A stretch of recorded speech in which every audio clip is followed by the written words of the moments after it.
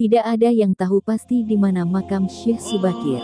Ada yang mengatakan bahwa beliau wafat di Persia tahun 1462, sedangkan yang ada di Indonesia dan diziarahi oleh masyarakat adalah situs-situs peninggalannya. Tetapi ada yang berpendapat bahwa beliau wafat di Pulau Jawa. Yang mana yang benar, wallahu a'lam. Di Pulau Jawa sendiri terdapat dua makam yang berbeda. Makam pertama terletak di pemakaman Beju Benowo, daerah Pegunungan Tidar, Magelang, Jawa Tengah. Dan makam lainnya terletak di Tanjung Awar-Awar, Desa Pereng, Kecamatan Bulu, Tuban. Lalu siapakah Syekh Subakir? Syekh Subakir merupakan tokoh pertama Islam yang datang ke Pulau Jawa, sebelum kedatangan Maulana Malik Ibrahim, Maulana Ishak maupun Syekh Maulana Maghribi dan anggota Wali Songo lainnya. Syekh Subakir berdakwah di daerah Magelang, Jawa Tengah, dan menjadikan Gunung Tidar sebagai pesantrennya. Sebagai ahli ekologi, Syekh Subakir sangat peduli terhadap lingkungan dan fenomena-fenomena alam semesta. Beliau banyak sekali membaca fenomena-fenomena alam, terutama bidang mountainologi, yaitu ilmu tentang gunung berapi. Kalau dalam sains modern, beliau adalah ahli meteorologi dan geofisika. Pada saat itu pemahaman masyarakat awam belum sampai pada sains modern, seperti ilmu ekologi, meteorologi, dan geofisika. Sehingga setiap Syekh Subakir mengadakan penelitian intensif di beberapa gunung berapi. Masyarakat kala itu beranggapan bahwa Syekh Subakir sedang memasang tumbal atau jimat.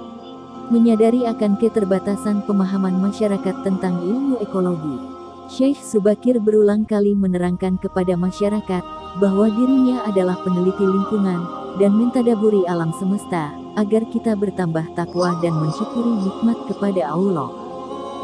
Namun kefanatikan masyarakat awam terhadap Syekh Subakir membuat legenda yang dibumbui cerita-cerita mistik terus berkembang di lingkungan masyarakat. Akhirnya opini masyarakat awam ini menyebar dari mulut satu ke mulut yang lain. Dalam legenda yang beredar di Pulau Jawa dikisahkan, sudah beberapa kali utusan dari Arab yang datang ke tanah Jawa untuk menyebarkan agama Islam. Namun pada umumnya mengalami kegagalan. Penyebabnya masyarakat Jawa saat itu sangat memegang teguh kepercayaannya. Sehingga para ulama yang dikirim mendapatkan halangan yang sangat berat. Sehingga ajaran agama Islam meskipun berkembang tetapi hanya dalam lingkungan yang kecil, tidak bisa berkembang secara luas. Konon dahulu kala, Pulau Jawa masih merupakan hutan belantara yang sangat angker.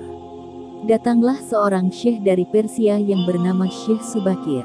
Angkernya Pulau Jawa saat itu dipenuhi dengan jin jahat. Kedatangan Syekh Subakir ke Pulau Jawa asal mulanya hanyalah ingin menciarkan agama Islam. Namun, beliau mengetahui bahwa Pulau Jawa masih labil. Banyak gempa di sana-sini. Bahkan Pulau Jawa terasa berguncang-guncang. Akhirnya, Syekh Subakir menaklukkan keganasan Pulau Jawa tersebut dengan mengalahkan jin-jin yang jahat. Di samping itu, beliau menanam sebuah paku gaib agar Pulau Jawa tidak berguncang-guncang.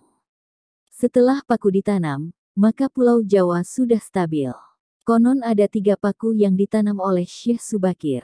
Salah satu paku gaib tersebut konon berada di wilayah Magelang.